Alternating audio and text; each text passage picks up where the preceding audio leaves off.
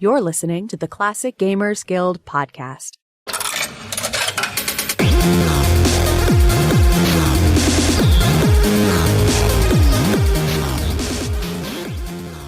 Hello and welcome to the Classic Gamers Guild podcast. I'm here with Paul and we are here to talk about another year in gaming.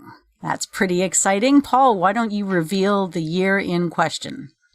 All right, this week we are going to do 1990, which is just the worst year to try and find information on because you can't tell Google 1990 without Google saying, "Oh, the 1990s, all of it."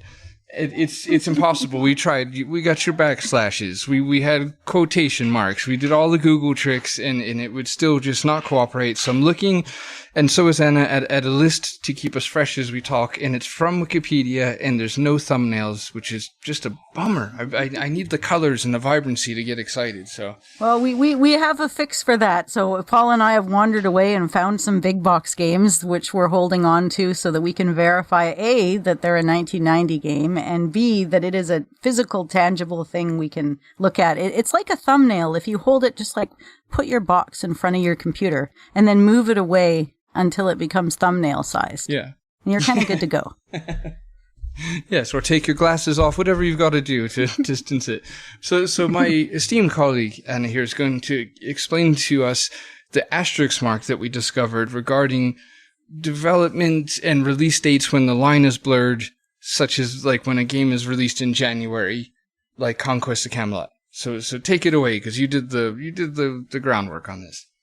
Yeah, actually, I've done some footwork on this. What happened was we found that Conquest of Camelot was in the 1990 list, verified by Wikipedia that this is a thing and this is when it came out. But I was like, that's great. I ran out to get my big box because, of course, I want to hold on to it if we're doing the episode. And my big box says 1989. So correct us if we're wrong, because we actually don't know. We're just assuming at this point that because the game was released in January, it was developed in the year previous, being 1989, which is why we see 1989 on the box, but 1990 is actually the release date. So there's our little technicality.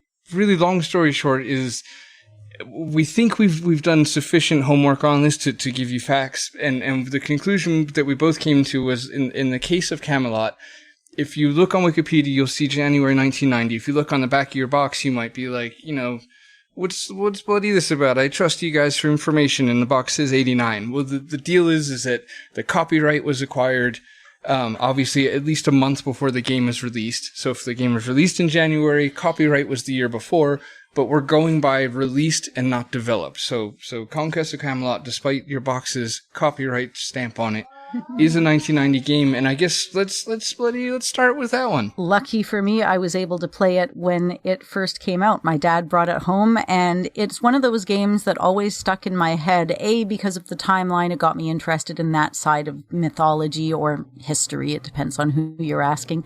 And it got me into riddles. Like, I already liked riddles, but this game, if you played it, has quite a few of them. And back in the days when I played it, I had no other way to solve the riddles other than to solve the riddles. So I would be like, here's the riddle. I'd go to my dad. I'd go to my mom. I'd write them down. I'd have them, and I'd sit there and I'd look at them. And I finished the game. So I solved the riddles. I guess so. This game taught me history and got me to problem solve. I really don't know how a game could be any better. Yeah, no, especially when you put it that way. Well, it's funny because the things I think we seem to really, really get poetic about when we look back is the games that really made us work for it, because we remember the payoff being so huge, of finally getting it. And it's just funny because that's stuff we would not put up with nowadays. Like, just do not have time to spend weeks or months on riddles. Or even just fleeting moments on riddles. It's not going to happen. But yeah, I think this is another example of a game that I wouldn't have had time for if I had other games to play. That sounds terrible, and I've said it before, and it's absolutely no disrespect to the games. It's just like, when I go back and I play them now, I realize there's a lot of thinking and problem solving and going back to it over and over again, and then more thinking and more problem solving. There's still typing. Like this is not like an easy, I'm going to play through this in an afternoon, even though I've never played it before without any hints kind of a game. So I'm so glad I played it back then. Yeah. And I missed the boat on that one. I mentioned it briefly in a past episode, but long story short is I really want to play it. I'm obviously a, big Sierra fan, and specifically I've just loved the era of SCI Zero and let's just say parser games and stuff like that. But it's like I'm kind of saving it.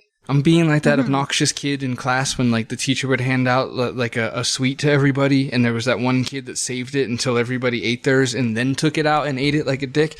That's what I feel like I'm doing. Like I'm savoring it because it's like, it's gonna be, okay, there's Kodman Iceman too. I was gonna say it'll be my last like virgin experience with text parser. It's just such a gross and nerdy way to put it.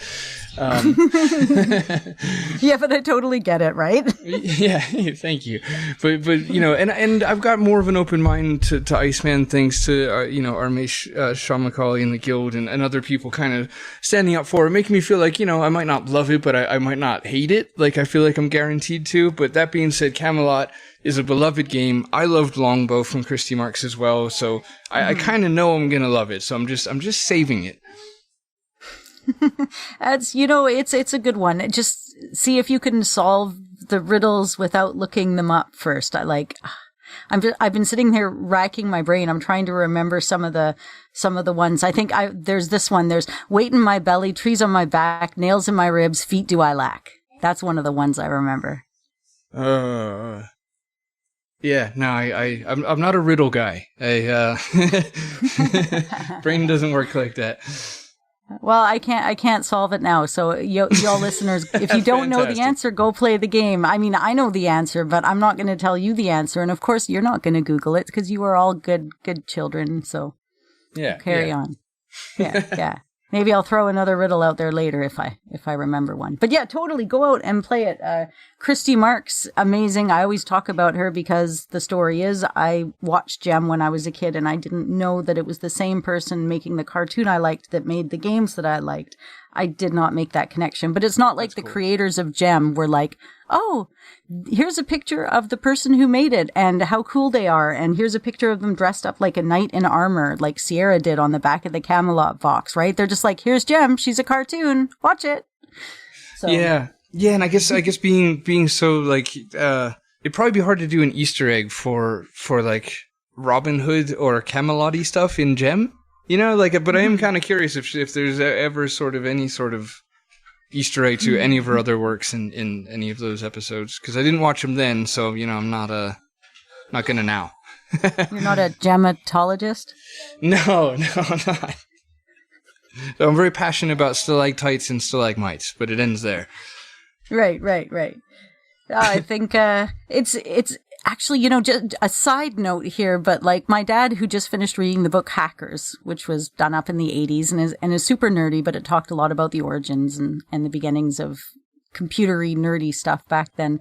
He said to me, who runs the company? Who is the face of the company? Who leaves the legacy from the company? Is it Ken or is it Roberta? And, it's a really interesting question because he's the big boss man. He's the guy that did it, but she's the one on the ground giving us all the stuff. Yeah, that's a fun question. It really is because, it's... I kind of feel like I would talk about it for an hour and then conclude that it's impossible to split them and you'd have to just call it a duo. Because I feel like that's an acceptable answer at certain times in pop culture and such, where it's just, you just can't separate the two. Bet you Camelot was supposed to be released at Christmas time. I'm just guessing. I'm totally spitballing. Y'all can totally contest this. But I wonder, because it seems like a little bit of an anomaly. If something came up, it wasn't able to be released when it was supposed to be released. I don't even know if it's related at all, but it kind of makes me think it might have been. I think for anybody that read the Sierra Adventure or Ken's book or even listened to our interview with Ken and Roberta, I don't think that you'd be able to ever imagine a scenario which Ken was like, I want this game to ship just after Christmas. Yeah, exactly. That was his whole thing. Was Christmas like the most infamous problems and bugs in Sierra games are because Ken really wanted it out for Christmas.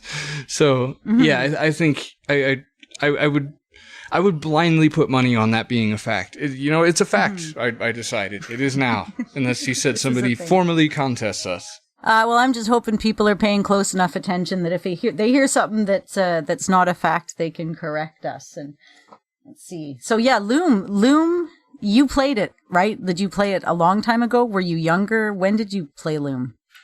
Both. Yeah, played it when I was younger and at least twice in the last 6 years, for sure. Probably like 6 years ago and then maybe 2-ish ago. But yeah, I had this weird thought the other day where I don't have a ton of nostalgia for LucasArts games, except for both Indiana Jones games, Maniac Mansion and Loom, which means that I guess my dad perhaps wasn't kind of into them as much, or like it's just weird. I don't remember playing Monkey Island as a kid, which is really strange because my dad was obsessed with adventure games. We had just all of them. But there's like these holes with specifically LucasArts ones, and just being a nerd, as silly as it might sound, because he's not with us anymore, that's scarily high on the list of things I would ask him. If I only had 3 questions, that would probably make it in, to be like, what was the story with that? Like, why was there?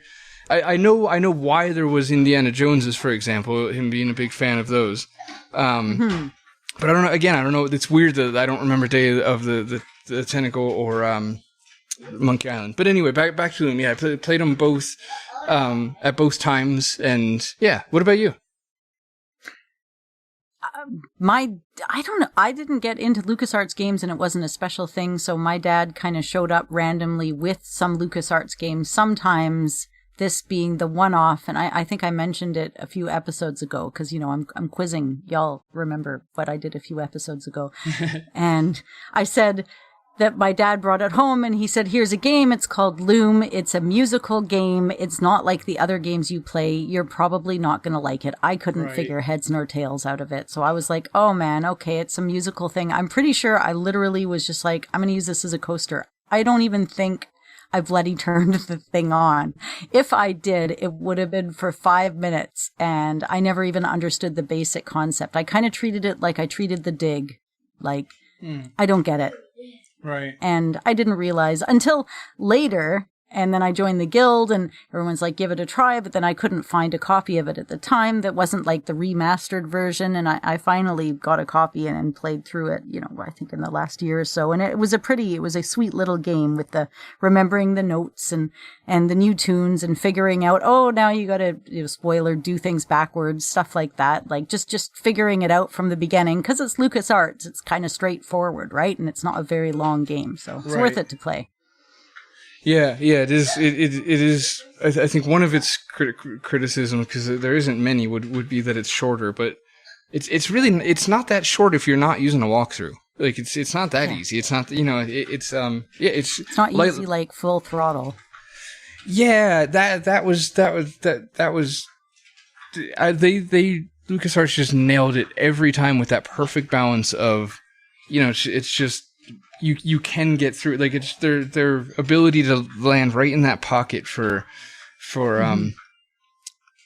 like, I don't know, risk, not risk and reward, but they walked a really good line with the difficulty versus achievable. In other words, the puzzles were usually kind of perfect because they weren't immediately, I know what to do, but they usually weren't look at a walkthrough hard. They were really good at that, but because of the staff note thing and the instead of 9 verbs getting the notes and stuff, like, I feel like it would take a while without a walkthrough, like, a good 5 hours, but I don't know. Yeah. I looked up a few things here and there just because I'm a grown up now, and clearly I don't know how to do things without walkthroughs anymore.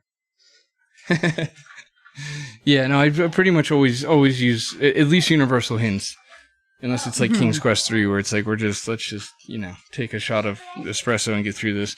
This is so punishing. But yeah, Loom's great. We did do an episode on it a long time ago. Before my days, yeah. Yeah, I don't want to hear it back. It's probably like pretty cringy and stuff. So a part of me wants to be like, hey, check it out if you want to hear more, but the other part of me is like, sorry if you did, because I don't know what it's like.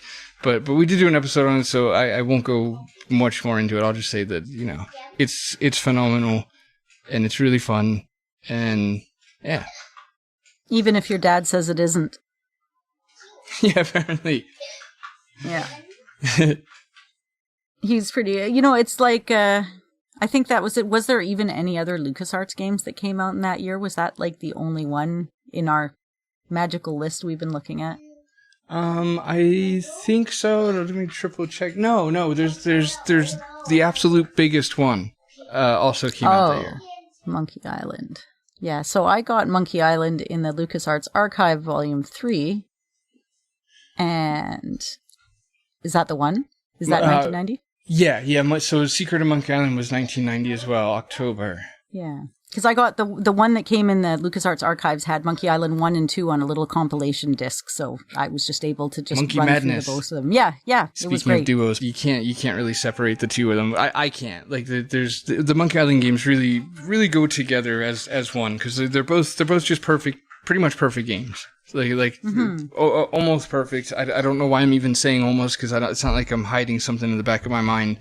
For anybody listening, it's like, well, what do you mean almost? I don't know. I'm just in case, I'm just giving some wiggle room, but I think they basically are. I mean, they're, you could probably put every Sierra game in one bag and just Monkey Island in the other and put it on a scale, and Monkey Island's going to win. Like, that's how big it is, and so therefore it's for a reason. Yeah, I mean, I liked them so much. I obviously went and played all the rest of them, and now I think I have a version of one of them on the PlayStation, and I have, I got the Telltale one with all of them in a little thing, so I haven't even played that newest one, the Telltale one. I haven't played that. Yeah, same. But that certainly wasn't made in 1990. So we don't have to talk about it. It doesn't matter. Yeah, I mean, adventure game wise, again, you've got the biggest adventure game of all time, because it's, I'm trying to think if I at all favor Monkey Island 1 over 2 or vice versa. Like, if you gun to your head kind of thing, apologies for holding a figurative weapon at your head, but I am. Could you pick? Yes. Oh my god! No. No, because they're on the same CD and I played them one after another. It's like I got Monkey Island in the expansion. It felt like it's like Monkey Island and more Monkey Island. It was just, I don't know. I played them together, so they're together for me, hand in hand. Yeah, actually, I think you hit the nail on the head. We would need somebody to answer us that didn't play them together. Straight up, played them when they were released, kind of thing. And let them say, because the same as you, I played them like a month apart, so they almost blend together in a way. But yeah, no, it's an amazing game. I feel bad because I feel like anytime Monkey Island comes up, I kind of dismiss it as like, well, it's just so good. What else do you say about it? The listeners know the deal by now. Like, I always give that same kind of shrugging off thing. So if you feel like I'm lingering on it, I'm pandering. I'm trying to just spend time talking about it. It's just, a wonderful game. Damn it, I don't know what to say. It is. No, it's freaking great. The colors are great. The humor was spot on. I'm drawing the same blanks because in my head I can also just hear all the things that have been said about it before. I'm doing the thing again. I'm supposed to. My own opinions was I played it too many times. The first 20 minutes of it too many times because I kept trying I was really trying to make playing adventure games on my iPad a thing. Because on paper it's still the best way to do it. Like if you got a big old 12.9 whatever iPad, is like this big screen sitting in your lap in bed. It doesn't get all hot, and point and click was made for touch interface. It's just perfect, but I can never get into it. I don't know why. Like, I don't feel committed to tablets or phones, I guess. But anyway, I kept trying to make that a thing, so I kept firing up Monkey Island and bailing, and then I finally played it. And I don't think I knew that you left Melee Island for like a year or two. And then when I finally I'm like, oh my god, there's way more to this game than just, the island. I never got past those trials. So yeah, the game just opened up and yeah, I don't know. It's just, you know what? I know what I'll say. Go check out Yak Wax Lips check out Michael's channel on YouTube. Go check out Yaks Wax Lips and watch some of his playthroughs of the Monkey Island series, because he does it justice. He's so much fun to listen to when he's playing them, because his enjoyment and nostalgia and enthusiasm, it's like really contagious just by the way he's narrating and going through it and having fun with it. I mean, I love his channel in general, so please go subscribe to it. Mm-hmm. But yeah, that's what I'll say, because I don't have an original thing to say about it besides it's great, but Michael has a lot of really cool things to say about it. And it's fun to watch him play him, honestly. I really, really enjoy it. So yeah, there we go. Monkey Island equals go watch Yaks Wax Lips on YouTube. Subscribe, press the buttons. What's the next bloody game we got here? Let's see, back into familiar territory, into Sierra Land with Quest for Glory 2 Trial by Fire, which says 1990 anywhere I look. Seems to be solidly in 1990. And now I mentioned in the 1991 episode about the switch between small boxes and big boxes. And Quest for Glory 2 Trial by Fire is a small box compared to one of the other 1990 games, which is, okay, I had to shake the box a little. I said I wasn't going to shake the box. I shake the box. But anyways, King's Quest 5, which is also on disc, is also 1990 and in a big fat box that's like twice the width. So I wonder why. Me too. I'm almost wondering if King's Quest V was the first of Sierra's big fat boxes, because they kind of tried to roll in a new era with that title, you know, with the CD-ROM thing going on, and and the graphics, obviously. I'm kind of curious. I'd almost suspect that's the answer. I just don't want to get too confident myself to inevitably be wrong, which I probably am. Mm-hmm. But it seems like they tried to do an image change around King's Quest V. There's a lot of discs. Like in my Quest for Glory 2 Trial by Fire, it is stuffed, but everything can fit. Like looking inside King's Quest V, there is absolutely no freaking way that you would be able to get everything in this box into a skinny box. It just simply won't fit. So I wonder if it's necessity of size anyways. Yeah, because that's a good point. I remember the Quest for Glory... a lot of the SCI games that they would ship with Camelot was one of them too. They would ship with like 10 5-inches, and then of course you know the 4 to 6 3-inch discs, and it was just like very hard to put it back once you take it out. Exactly. So, and like there's this certain way where you can like fan stack the discs. Like I guess there's probably some legit way I'm supposed to be doing it, but I swear if I don't like intersperse the discs amongst the other discs a little bit, I can't get some of my game boxes closed all the way properly. Yeah, I never played enough Tetris to really get that locked down. No, I'm not good at that. My games before I started caring suffered horribly, I'm sure. Like just the evidence from the games I still have left over from when I'm younger. They suffered a little. Yeah. All right. So you've played, like we've been doing this. Let's keep this going. You've played Quest for Glory 2, or you haven't, have you? I have. I played the Quest for Glory series, like I think it was like 9 years ago now, and I played them all back to back. I gave some space between 3 and 4, but I played them all back to back, and I played them all with walkthroughs, largely sitting in my Jeep in the parking lot of a farm. It's a long story, but it's not a good one, so we're gonna bypass it. But it's just not a bad one either. It's just, not interesting. But anyway, enough about that. I can't separate them very good, and I rush through them, and I use the walkthrough, and all these things to say that I didn't walk away with like a real good understanding of the games. Like I don't remember which ones.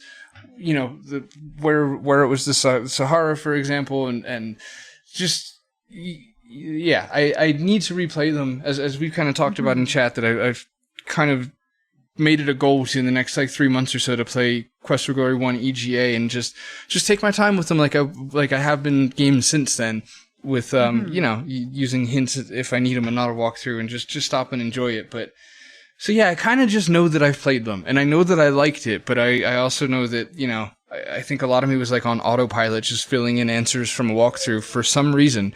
I don't know why it was at all even considered enjoyable to me at the time, but it was. I had a good time with it. But anyway, yeah, I don't recall them individually or well enough to talk too much about them, but that's exactly why I want to play the EGA first one and make an episode of it, because it's a beloved classic, and I feel a little bit of shame for not bringing much to the table regarding the whole series ever.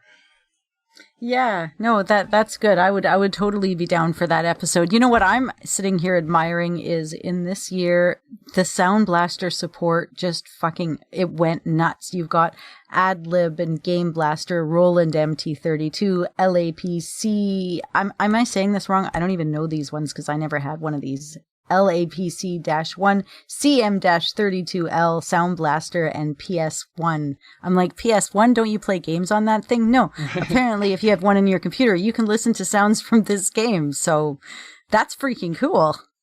And you got the weird Thunderboard?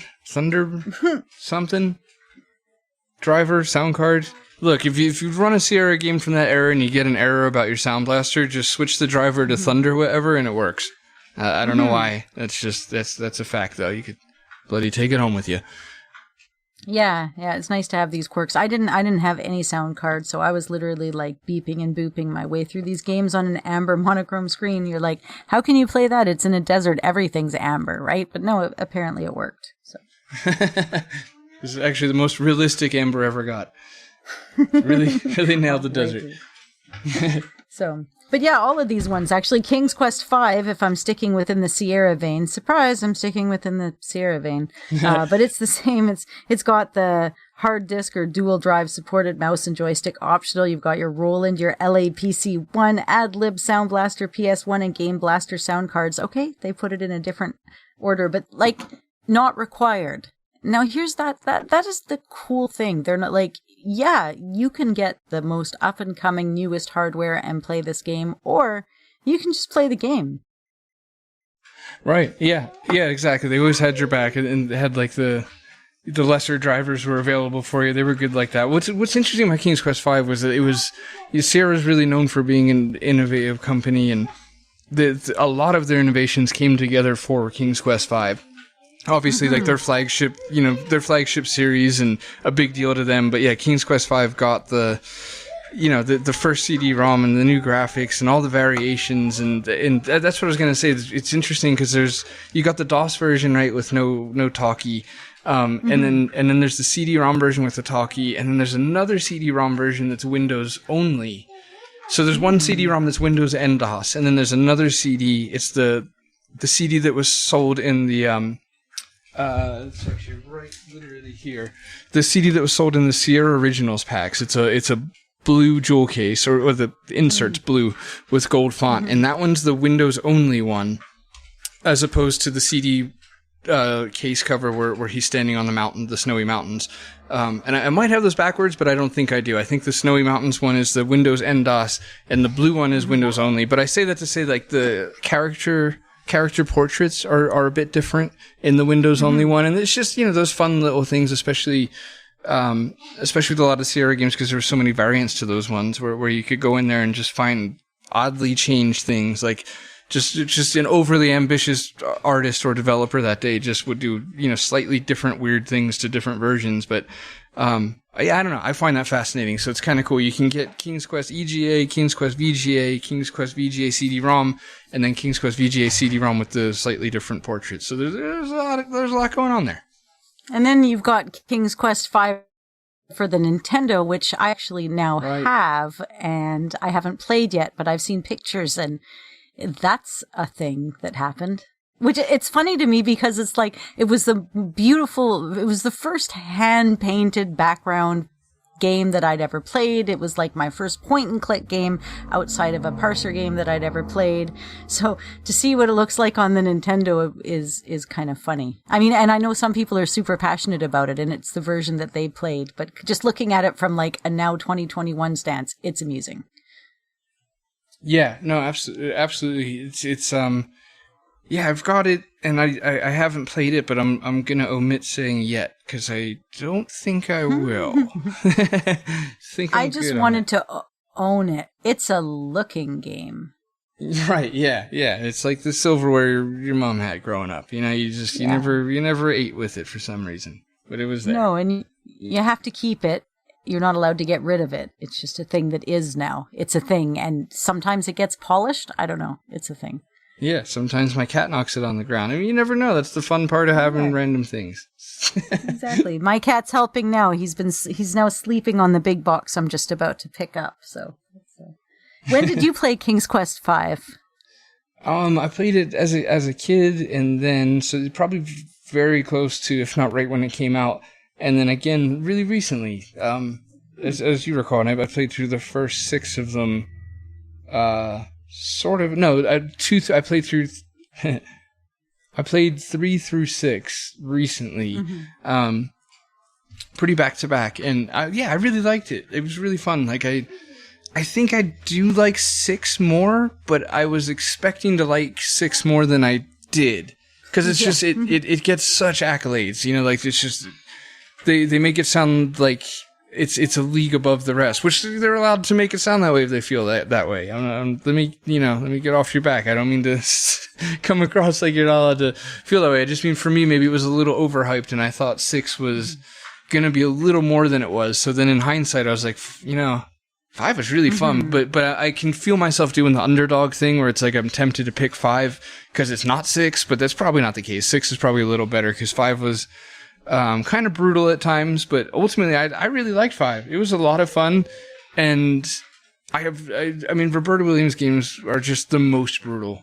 To the many people who are kind of more LucasArts only and don't like Sierra games, or not even don't like, but just more LucasArts, maybe haven't tried Sierra games, do not start with King's Quest, please, because I want you to like Sierra. And I think it's pretty hard to like King's Quest unless you're nostalgic for it, because they're just all the worst things about Sierra, all the things that the LucasArts kind of crowd, if you will make fun of Sierra for, it's probably coming right from a King's Quest game. They're just really hard, because Roberta Williams, bless her, she loved hard games. That was her thing. She, the games that inspired her to make games were really difficult, and she enjoyed that. And obviously other Colossal people did Cave, too. anyone? Yeah. So it's a brutal, like there's no way you're gonna handle the you're gonna save the mouse from the cat, like unless you look up a walkthrough, we're told. It's just you get one shot, and it's like, and then you get all the weird speed timing issues with emulation, and it's kind of a mess. I do stand by a few episodes ago, a lot of episodes ago, I kind of came to the defense of the Yeti with the pie thing, because I stand by that. My logic was, adventure gamers know that you use your inventory on the situation. So if you get stuck, the first thing you do is go into your inventory and just use all the things on the problem. And a lot of times it doesn't work, but I mean, that's still the first thing you do. And like in that Yeti scene, I don't remember exactly, but I think visually I kind of recall having like 6 items on me. So it's like, it wasn't even that many. Like I looked at my inventory, I'm like, well, the first thing I'll try is like this boot or whatever, because that probably makes the most sense, and it didn't work. And then like the second thing I tried was the pie. And it's like, it's I mean, I guess it's absurd that would make him fall off the cliff, but as far as being like a moon logic puzzle, it's not. It's ridiculous. No. It's ridiculous, but like, and maybe the logic that a pie would make a Yeti stumble off a cliff, albeit fractionally possible, is I guess where the moon logic thing comes from. But I guess I'm saying, in the moment when you're playing it, it's not like I need a walkthrough backwards Rumpelstiltskin kind of puzzle. It's just like, I've got a few things, and this like makes the second most sense to throw at this thing right now. Yeah, that's it. I didn't even understand moon logic till I joined these groups. I was just like, some of the puzzles were harder, but I didn't write the game. I'm just trying to figure out what the developer wants me to do, and I will cheat. And by cheating, I mean what you just said. Click everything on everything until something happens. That's why point and click games are easier. Yeah, fair enough. Yes, and being able to visualize, what you're combining. But otherwise, because I've been going through and going back and playing parser games again. It's just hard to figure out how to phrase everything the way that they want you to say it, right? I guess that's a common complaint. But in the clicking game, you're like, I don't need to figure out nothing but like click here, here, here, here, here, unless I mix a pixel. Like, I can't even complain about pixel hunting if there's no parser. It's just like click, click, click. It's no problem. Yeah, comparatively, yeah. Mm-hmm. Yeah, that's a fair point. But could I get through a point-and-click adventure game without a hint book or hints now that I'm a grown-up? So click, click, it's easy now? Or click, click, click, it's easy when I used to be better at them? I don't know. Right. I maybe both. Because I can't argue that it would have been better, or let's say easier, not better, back in the day. But nowadays, it does help with the time factor, too, if you're trying to just get through something. But anyway, it's a good game, and I would say, if it's your first Sierra game, make it not your first Sierra game. And I'll also annotate that Roberta Williams was responsible for Colonel's Bequest directly, and that's fine. That's not a Roberta Williams-y game when it comes to logic and puzzles and stuff. So that is the exception. But I feel better having said that. All right, well we don't have a lot of time left, so let's move on to our to the non-Sierra LucasArts ones. Yeah, and hang on, and I'm going to throw in Rise of the Dragon. It's Dynamix. And I'm not questioning it because I think I'm pronouncing it wrong. I'm saying it like that because I think it is that. But anyways, yeah, it is. It's beautiful because you've got over 8 megabytes of game data. It almost looks like so old school compared to a Sierra game. You've got blue hues on everything. It essentially, I mean, I know it's got more. It's got your 16 or 256 colors, but essentially with the hue, and everything just kind of looks like nighttime. And I don't know. I don't know if you've ever played Rise of the Dragon. No, I haven't played Rise of the Dragon. I kind of grouped that together with Heart of China because they're both Dynamix, both kind of first-person-y and just unique and cool and different. I really want to play them, but I haven't. And I guess because of that reason, I can't add anything to that. All right. So yeah, Rise of the Dragon, that's another one. And the only other, I'm just going to bring in my last one because it's the only other one I've got. But I've also got, and this I've actually just gotten recently off of a local yard sale, but it's Sim Earth, which is another 1990 game. I'm guessing you weren't much into sim games, but this was a really hard, beautiful, fun game. Very complicated. Yeah, no, I never played. I played a lot of Sim Ant, and that's literally it. Well, I think I played a bit of Sim City when it first came out. I recall destroying plenty of cities in my time, but disproportionate amount of love for Sim Ant. But not Sim Earth. But yeah, this is it. Sim Earth, it's like it was intelligent. You've got to deal with global warming. You can go from like dinosaurs all the way up to modern times. It's kind of like Civilization without the politics. Right. Okay. Yuck. Just no appeal to me. Hang on. If that doesn't get you, what about this instruction manual? Hang on. I'm going to get into this. 220 pages, and it's a book-sized, like not trade paperback. I'm talking like almost a magazine-sized instruction book. This thing is beefy. Yeah, no, the payoff, it's not there. It's just not there for me. So that's it. I've dropped out of state-run institutions for education based on books that were too large. It was never my thing. Very wordy. No. So you weren't into flight sims then? Because like flight sims, damn, those are some big-ass books. Yeah, no, my dad was, but zero interest. Yeah, the pacing. I could play Red Baron for 3 minutes. That's, and I know that's not a simulator, but I mean that's as far as I go with flight games. Oh, and Blue Lightning on Lynx. Ah, it's such a good game. See, there's a few. I like Microsoft Flight Simulator, the very, very first one. That one was fun. Yeah, very polygonally. All right, so let's wrap this up with a few smaller hitters that are worth a mention. One will be Altered Destiny, which we brought up on the show before, but that's I want to like it more than I do, but I do like it. It's from Accolade. If you're in a position to Google it as you're listening, like give it a look. It's or maybe you don't say those things because they lose interest in the show and stuff. It doesn't matter. Again, you're here. It's fine. We count on the same basic number of you guys every week. It's fine. It's a cool looking game. It looks very much like I don't want to say generic Sierra because it's higher quality than generic would imply, but it's like I don't know, it's just different. It's just a little different. Like the palettes, everything is just a little different. But there's definitely a Space Quest influence in a lot of the scenes. There's like your rock cave walls and like you're walking on the edge of a planet kind of feeling like you get in Space Quest 3. And we've gone into it in the past before, especially Rick, 'cause I think he had recently played it. But anyway, I'm just mentioning it. It's, if nothing else, if you take nothing else away from this, it's on GOG, so you can play it. But mostly just Google it, because the screenshots are fun. It might get, it might spark something and make you want to try it. Yeah, and then we also got Geisha. That's a pretty risque game. Mm-hmm. I never played it.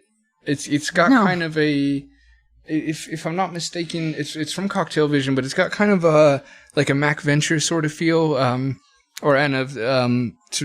relate it to you, like a spell casting. With like the graphic part of the screen is like a small square, upper right, and then there's like word boxes and so to listeners, like if you could just imagine like Deja Vu, or Shadowgate or something like that, it's got that kind of look to it. Yeah, again, I want to play it, I just haven't. I don't know what else. It's pretty, actually, yeah, it says, that's right, Spellcasting 101. Sorcerers get all the girls. Also, that's a 1990 game that looks like sexier than this game here, actually, that you're showing me. The color is pretty, the graphics, I mean, it's all the tiny dots, right? So it's like, well, pixels, I know you're like, obviously it's all tiny dots, but I mean, it's like a dot shading style, the way it looks like if I just flip it over, but it's a lot of reading. It's essentially like a text game, but you can do clicking on words and stuff. I don't think you've played these games. Am I correct?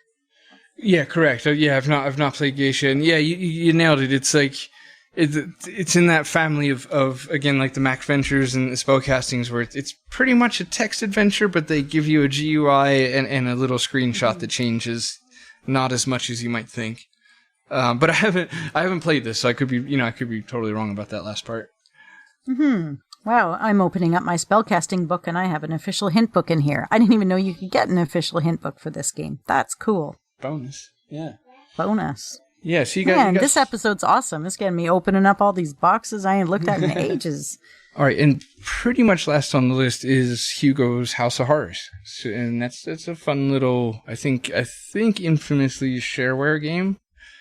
I don't know if you could say I think next to infamously, because it doesn't work like that. But yeah, it was a shareware game. And a fun fact I know about that was it's not even that fun, but the guy who made it was, I think, kind of sick of people saying that it was a bit of a ripoff of Maniac Mansion, that he had claimed that he designed it before Maniac Mansion had came out, which was interesting because it Hugo came out a lot farther past that, a lot later down the line. There we go. But yeah, I don't know. That's I could probably I kind of want to play it, but I could also see that just never happening. Yeah, I saw somebody, Julia Minamata, at the stream it a couple of years ago, and yeah, it looked cute. I mean, it looked really primitive. Yeah, it just reminds me of like one of the first like almost fan games. Like some of the stuff that came out of like AGS in 2003, had this kind of fan gamey amateur vibe about it. I mean, some of them didn't, and they were amazing too. But yeah, just reminded me of like an AGS fan game, but way back in the day. But spooky nonetheless. So yeah, maybe one day I'll try it. And there's 2 more of them, and I think they were always freeware, so you could probably just go grab it if you want to. And the last one we've got, as we just running fully out of steam, is Operation Stealth, or depending on where you live, James Bond 007 Operation Stealth. So yeah, in the United States it was James Bond 007 The Stealth Affair, and then that's what I've got.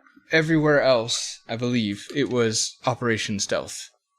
Oh, interesting. Yeah, because mine's 007 James Bond The Stealth Affair. Yeah, that's definitely what it says. So yeah, some sort of rights issue, I guess. For some reason, they only had rights to James. Maybe they only. Yeah, it's really weird, because if they got the rights to the James Bond name, I wonder why they didn't use it everywhere. Because I'm assuming, weren't allowed to, and had to just yoink his likeness out of the game and take the name away. But It doesn't matter. It's an adventure game. It's by Delphine, and it looks good. It looks like I'll say that I want to play it and plan to play it, and proceed to probably not. And then just for the fun of it, I will say that there was video games released in 1990 that were not adventure games. What? No. Yeah, which is, I know, it's just ridiculous. They'll never catch on. Just these other genres. But there was Super Mario World, right? I mean, it doesn't get a whole lot bigger than that, I guess. No, that's a fan-freaking-tastic game. Yeah. Yeah, exactly, and it's great. But yeah, the flagship Mario for the new Super Nintendo came out that year, so we can't not mention that. And then just F-Zero, Dr. Mario, Metal Gear 2, Final Fantasy 3, Castle of Illusions, something Mickey Mouse, Fire Emblems. These are very wordy titles. I'm not clicking on the links to say the whole name. You know it. You probably know it. I don't know. Castle of Illusions, when I was sick from school and my parents rented me like a Nintendo, I think, or a Sega, and Castle of Illusions was one of the games, and I was really looking forward to it, and it was really freaking hard. I was shocked how hard the game was. Yeah, well, that's good perspective too, because really, King's Quest V being difficult, we forget how ungodly difficult console games were in 1990. Like they just, like even the ones for children, like Ninja Turtles, they're just brutal. Yeah. Exactly. Absolutely like brutal. Talk about doing something over and over and over again. And then people are complaining about Sierra. Man, you can save in Sierra. Not even all Nintendo games like Metroid gave you a code. A lot of them are just like, yeah, that's nice. Have fun restarting the whole game. Yeah. Like, oh, did you get far? Oh, boo-hoo. You have longer to go before you get there again. Yeah. I mean, you have to do like the whole world in Mario over if you lost your 3 lives, but exactly. I digress. That's a whole another episode. Why it's okay to die in other genres but not adventure. Smash TV, Snake's Revenge, Star Control, Mega Man 3. That's a good one. Pit Fighter. I had Pit Fighter. I don't remember. But the one last one I'll mention, we'll wrap this episode up, is not an adventure game, but it's a beloved classic. I've not actually ever played it, but it's Wing Commander. Everybody loves Wing Commander. I love Wing Commander. I mean, I've never played it, but I feel like I love it. It's just an automatic love. Yeah, and everyone's so enthusiastic about it, and it's probably great. Have you played it? Probably. My dad played all these games, so like by the time 1999 came around, I was again probably playing those games in the early 2000s, and by that time I had a lot more games. So it's like I can say, oh yeah, I played like 15 games, but I'm like, how many games did you finish in that time era? Yeah, good question. Yeah, no, that's a good point too. But yeah, okay, so it's kind of 0 for 2 on both of us, but I assure you, everybody else has played that game, and they love it. and I'm here for them, and I support that. And there's a bunch more, but I mean, I don't feel like saying names at you guys quickly, so let's just put this whole thing out of its misery. We're good to go. All right. Well, we don't really have final thoughts. Oh my God, Ultima 6, the False Prophet, 1990. Oh, jeez, yeah, jeez. If you didn't mention that, that would have been trouble. Whew, that was close. Yeah. That was close. Yeah. And also Dragon's Lair, that was 1990. Right? Everybody listening probably lost a good $20 or so to that. At least. Mad Dog McCree. There was some good stuff. Michael Jackson Moonwalker. I really liked that game. Uncovered some weird facts about it in an episode we did about ridiculous games. All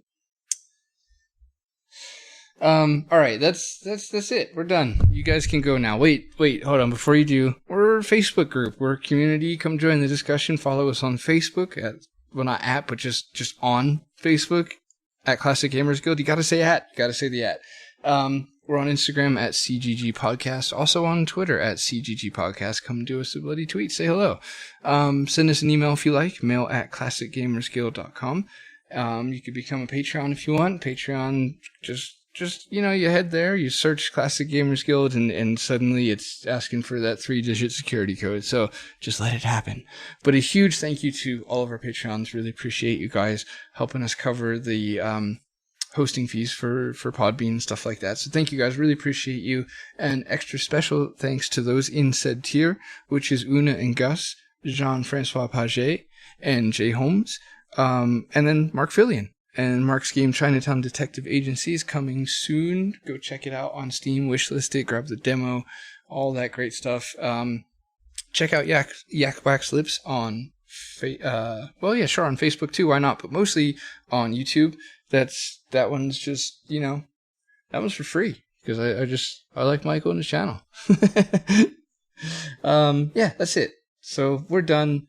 Got a question. If you guys want to write us in, we're looking to spotlight and highlight a modern adventure game. So if you guys have any suggestions for what you would like to hear us cover in that regard, send us an email and let us know. We're considering things like one of the many amazing Wadget Eye games, or one of Francisco's amazing games,